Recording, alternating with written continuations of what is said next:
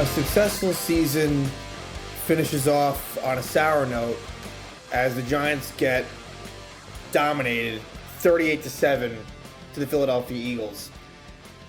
This was about as bad as it gets. And what's frustrating for me more than anything is just the Eagle domination over the Giants. I mean, it's a rivalry, but it's about as one-sided as it gets. In the past 20 years, you talk about the last 10 or so where the Eagles have won 10 straight home games. To me, it goes way further than that with devastating losses, and the Eagles really get the better of the Giants a lot. It's not just the record, it's everything about it. That's what sucks. I think if it was to a non-NFC East team, it's better. And honestly, I'm the type of fan that the close losses sting way more.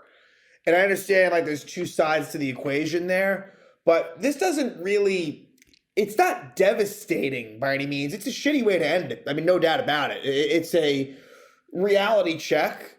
But really the Giants, they maxed out. I mean, they really went as far as they could go. They won not only did they make the playoffs, they won a playoff game.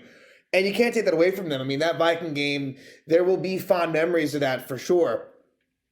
I really hope that San Francisco can beat the Cowboys. A Cowboy-Eagle NFC Championship game would be a nightmare as a Giant fan. So as we record this, we will see, tomorrow what happens with Dallas and San Francisco. I hope San Francisco wins, so that at least you got a rooting interest in the NFC Championship game. Cowboys-Eagles, pick your poison. That would be bad. But man, this was just bad. The Eagles dominated the Giants. There's a major talent discrepancy. But blame needs to go around everywhere, basically. The only people that I wouldn't really blame totally, in terms of the actual key pieces, would be Saquon Barkley. I thought Saquon, was good in the limited touches that he had. It didn't seem like Andrew Thomas got beat, although it's tough to single him out because really, Jones got sacked 5 times. But it was just rough. It really was. It was bad. Brian Dable, blame needs to go there. Kafka and Martindale as well. The Eagles are just a much better team than the Giants. That's the simple fact. And this goes back to the game I went to at MetLife Stadium. Now, the personnel was different, but the results were the same. Total domination. Giants got crushed by this team. And, I was hopeful that based on and you got to take it with a grain of salt, but that last game of the season, even though it was against second and third string, all right, maybe you take something out of that, even though I knew that made me nothing. But, maybe the Giants caught the Eagles at the right time. It wasn't the case. Jalen Hurts, while compromised, I still think Jalen Hurts is compromised a little bit. Not nearly enough. The Giants had to play a perfect game. They certainly did not. Let's get into some stats, some team stats. First downs, 26-13 Eagles. Time of possession, about 36 minutes to 24 in favor of the Eagles. Third down efficiency, 10 for 14 for Philly. Giants 5 for 13. Total yards, 416 to 227 Philly. Passing yards, Giants only had 109. Eagles only had 148 because they didn't, that's all they had to do. Rushing, 268 to 118 Eagles. And a couple other things that sting. Boston Scott, yet again, and it just feels like the Eagles were just toying with the Giants. Boston Scott, he doesn't do shit versus anyone else, for opportunity reasons. Not only because he's a backup running back, but just he doesn't get those chances. But against the Giants, he gets those opportunities. And I think Boston Scott has played 9 games against the Giants, and he's gotten a touchdown in each of those games. And he has, 11 of his 18 career touchdowns versus the Giants. It's just insanity. And then also James Bradbury gets an interception. Dale Jones throws 1 pick, and it's to James Bradbury. And that stings because Bradbury was a good Giant, especially in 2020. And because of the tough cap situation, they had to let him go. They essentially had no choice. They would have liked to have kept him. And of course, he goes to the Eagles on a 1-year deal and directly hurts the Giants. What are the chances of that where he goes to the Eagles on a 1-year deal? It could have turned out that the Giants were just shitty. But no, they make the playoffs, and James Bradbury on the Eagles gets a key interception. So it was just about as bad as it gets. And Nick Sirianni's annoying, and he trying to get cute and potentially going for it up 27-0 to make it 29-0, and it was just a bluff. But it's tough. It really is. I mean, the Eagles ran down the Giants' throats, as teams should have done all year. I mean, the Giants have a terrible run defense. Oh, Azeez Ojulari, in terms of injury stuff, Azeez Ojulari didn't play much. Like, he played, but it wasn't a whole lot. Like, I kind of expected. He was on a pitch count. It wasn't a whole lot. I guess he was in on pass down situations. There really weren't even that many of them, it felt like. I mean, the Eagles, it was mostly third and shorts. The Eagles were just in complete control of this game. And it's a bitter pill to swallow because of the opponent. That's where I'm at. But in terms of the bigger picture, that is also part of the concern, is that this division is strong. So as the Giants get better, this division does as well. The Eagles are really set up for success, I think, for some time. Things can change quickly. I don't see this as like a Kansas City Chiefs situation, right? Like a consistent team, like who makes the conference championship year in year out. That's a tough ask. I don't think that'll happen. I shouldn't say ask, that's the wrong word. But the Dallas Cowboys, that's another team that, the Eagles, I think, are more certain to have a brighter future, but the Cowboys are another team, they are going to be pretty good too, I would think. That's a good roster. So that's my concern with the Giants, is they find themselves in a conference that's not that strong, but a division that is really good. So the Giants next year, I don't know, from a record standpoint where it goes. I would guess somewhere around 9-7-1, where they are this year. I think it's somewhere around there. I don't see it going down. It shouldn't go down too much, but it shouldn't really go up too much either. And I know that's not a bold statement necessarily, but, last year the Eagles really took a jump. With the Giants, there's a lot of work to be done. This is going to be a key offseason. What's the future of Daniel Jones? What's the future of Saquon Barkley? I think, if I had to guess, I think both will be back, but you just never know. And what will the contracts look like? Will there be a franchise tag in the future for one of them?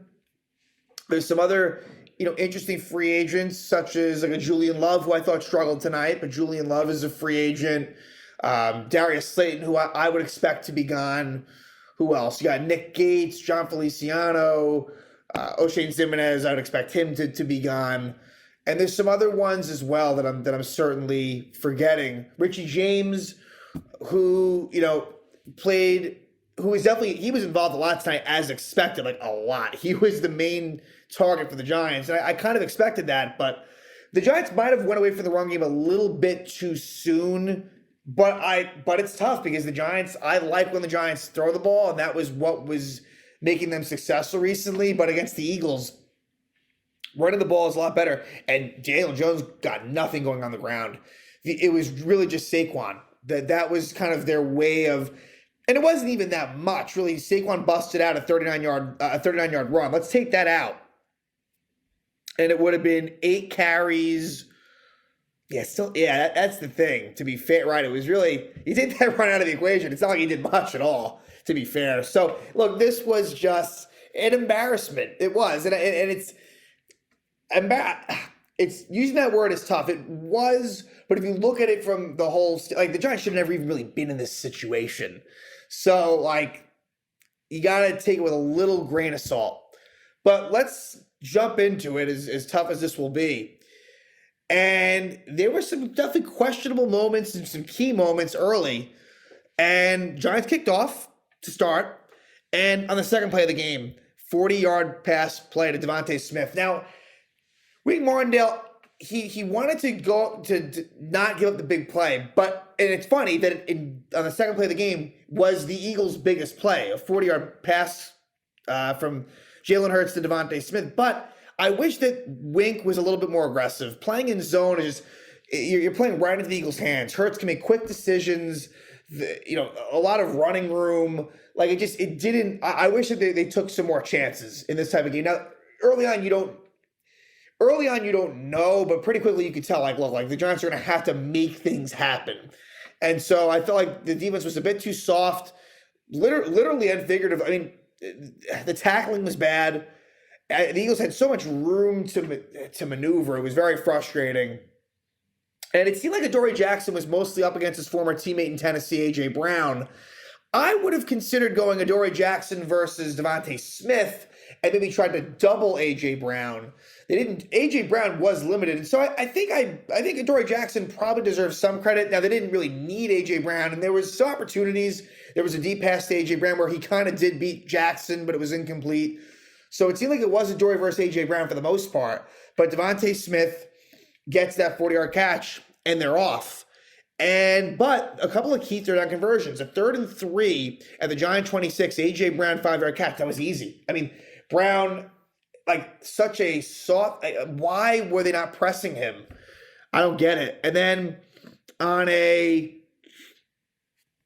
3rd and 5 from the Giant 16, and like at this point, it's like, all right, hold him to 3. Hold him to 3, and let's just move on. But no, Dallas Goedert, 16-yard catch.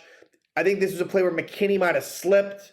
Goddard makes a one-handed grab and scores the touchdown. And so it's 7-0 Eagles. But look, we saw that last week versus the Vikings, right? We saw that last week. So, okay, let's respond.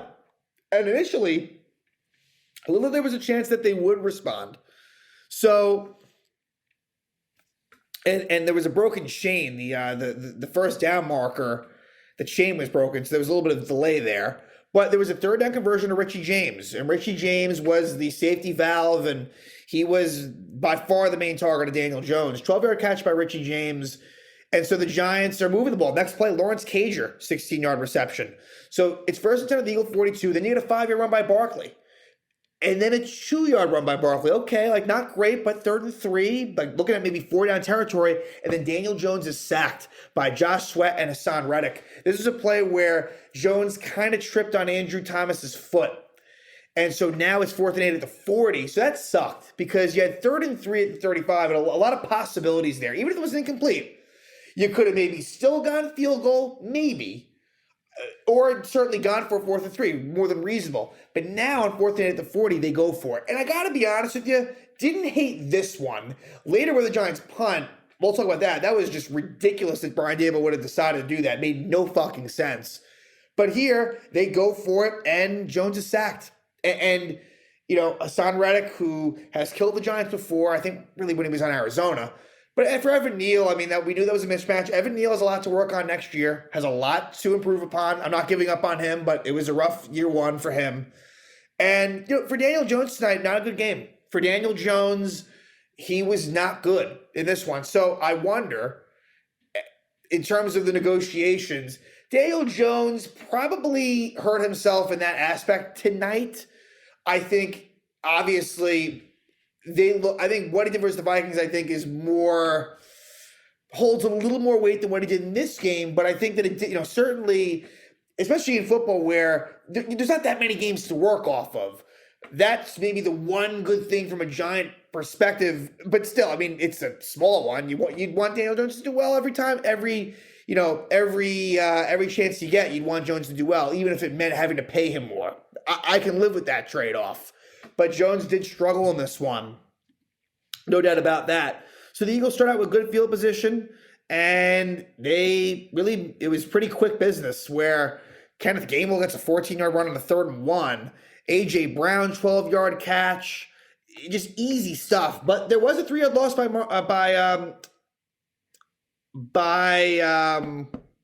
Miles Sanders. And John Ward actually made a nice play there.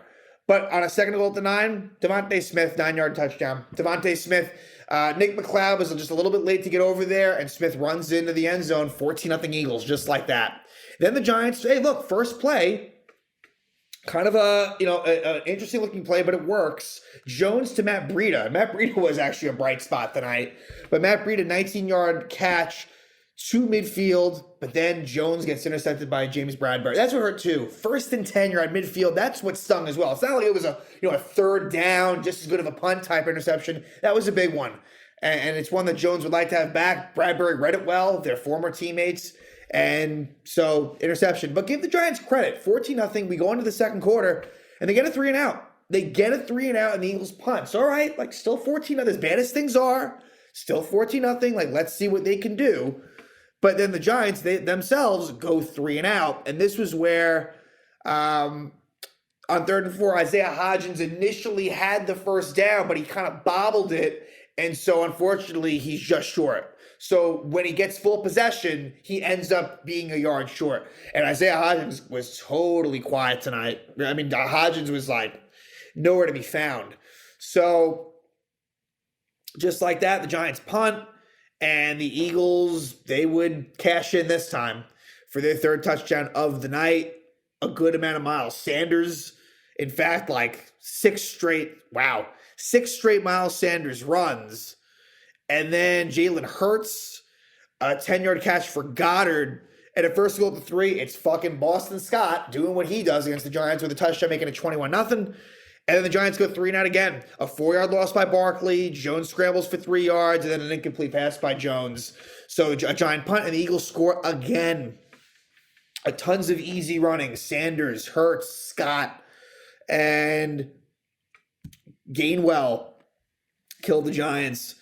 And it ends up and there was a big unnecessary roughness penalty on Jared Davis. But like it didn't, I mean, it was big in the scheme of that drive, as it would have been, if that doesn't happen, it would have been 3rd and 9 at the 10. But instead they get the first down, and eventually it leads to a Jalen Hurts 5-yard rushing touchdown, and it's 28-0 Eagles. And to make matters worse, Nick fucking Sirianni, 27-0 before the extra point, decides to try to get the Giants to jump offside. They don't, and they get the extra point. But it's like, what the fuck are you doing, man? Like, that shit pisses me off. Like, come on. Like, just win the game with some class. Like, really, you got to do that. So then the Giants, at the end of the first half, they go 3 and out again. It's just rinse, repeat. We go to the second half. The Giants 3 and out to start that as well. I mean, the offense and defense were both just absolutely fucking putrid. Eagles themselves do go 3 and out. And the Giants put together their 1 touchdown drive. 10 plays, 88 yards in 6 minutes. And Barkley with a big 39-yard run to set it up. Matt Breida was involved as well here, as well as Richie James. And James with an 11-yard catch gets it to first goal at the 8. And in a play where, I guess, a Wildcat-type formation, Saquon Barkley hands it off to Matt Breida, kind of tricks the Eagles defense, and Breida brings it in for an 8-yard touchdown run. I thought, Breida did a good job as he stayed healthy. It's funny, Breida was hurt in preseason, but he ended up staying healthy. He was a pretty solid backup. I think he served a good purpose. We'll see if he returns next year, but I thought Breida was not too bad. And then actually the Eagles punt. They did, there was a big play to Dallas Goedert, but the Eagles do eventually punt. And on this drive, what sucked was Hurts was sacked by Xavier McKinney. Nice play by McKinney, who was he was pretty active in this one, McKinney, if nothing else. Can't say that about other players. But unfortunately, the Eagles recovered it. So they could have had the ball at midfield. The Eagles do recover that, but they do punt. And the Giants are moving the ball a bit. And, 27, right, this is where the punt, right, this made no sense. Yeah, this made no fucking sense. This punt here was, like, ridiculous by Brian Dable. And I look at this and it makes even less sense. And it didn't make sense then. But Barkley with a 19-yard catch. Richie James, 9 yards. And then on 2nd and 1, really dumb play by Daniel Jones. Daniel Jones on 2nd and 1 basically runs out of bounds and takes the sack for a 5-yard loss. Daniel, just throw it out of bounds. Just throw it out of bounds, and it's 3rd and 1. That was a stupid thing. Again, Daniel Jones tonight just wasn't good. You can't defend him. And so now on 3rd and 6, Jones to Slayton incomplete, and then they punt. So what should have originally been 3rd and 1 becomes 4th and 6, and they punt. That doesn't make sense. Down 28-7, you had just gotten a touchdown and got them to punt the ball. It's at the 42. Like, dude, Brian, there's 13 minutes and 21 seconds left. Why are you punting? Again, they're going to lose this game anyway, but that one is a weird call there. Didn't make any sense at all. And so that's a bad job by Brian Dable. So they punt, and the Eagles do score. It's a 15-play, 70-yard drive with a whole bunch of running. 3 yards here, 5 yards there, 4 yards, 12. I mean, just easy stuff. And they settled for 3. So Jake Elliott gets on the board. 30-yard field goal for Jake Elliott makes it 31-7. And the Giants get the ball back with about 5 minutes to go. Jones is sacked, although Jones is sacked on 3rd down, and they recover that fumble. and they actually convert to Marcus Johnson, a 17-yard reception on a 4th and 16. Jones is sacked again. Not a whole lot's going on here. They do go for it on 4th on this one, 4th and 8 at 36. It's incomplete. And the Eagles actually score again because they didn't want to, take their foot off the gas. And it ends up being a Kenneth Gainwell 35-yard touchdown on a 3rd and 9. Eagles win this 38-7. There's, no sense in talking about the last Giant drive, but Daniel Jones' contact came off at one point in this game too, and the Giants had to call timeout. Tyrod Taylor came in, but whatever. This was tough. This was just an absolute fucking domination. The Philadelphia Eagles own the New York Giants. I've said this a bunch in, I guess, what is it now? Is it 3 years that I've been doing this? Like, I've mentioned numerous times, and the only time, and the few times that the Giants beat the Eagles, I want them to lose. Like last year, I remember in Daniel Jones' last game before, when he gets his neck injury, the Giants beat the Eagles, I didn't even want that. So that's a lot of the Boston Scott touchdowns against the Giants haven't even. Some of them have hurt me. I was rooting for the Eagles, but still, just that's going to be a problem for the Giants. Is how are they going to close the gap with the Eagles? It's different, but I look at it with the Yankees, with the Astros. It's completely different, but how do you close the gap? That's what I'm just trying to say. And the Giants have a lot of work to be done to close that gap with Philly, not to mention Dallas. Let's go to 49ers. Let's hope that San Francisco can beat Dallas so it's not an all-NFC East NFC Championship game. That would be really, really bad. That would be almost impossible to watch, honestly. So let's hope San Francisco can take care of business at home. And I think that if there's one team in the NFC that can keep up with the Eagles, it would be San Francisco. I'm not saying that they'd win, but that's a team that certainly has the roster and the talent, as long as Brock Purdy doesn't make mistakes, to hang in there and to go into Philly and to beat them. Kyle Shanahan, really good coach. So for me, the hope, for the NFC's sake, the Giant fan in me, the hope is in San Francisco. That's really where it's at right now. And so that's where I'll be rooting from here on, at least until the Super Bowl. Again, a successful season for the Giants, a fun season, a change of the guard, if you will. And that should not be forgotten. But it ends on a sour note. The Giants get absolutely destroyed in Philly. They lose in the divisional round to their NFC East rival, if you want to call it that, even though it's one-sided. They lose to the Eagles 38-7.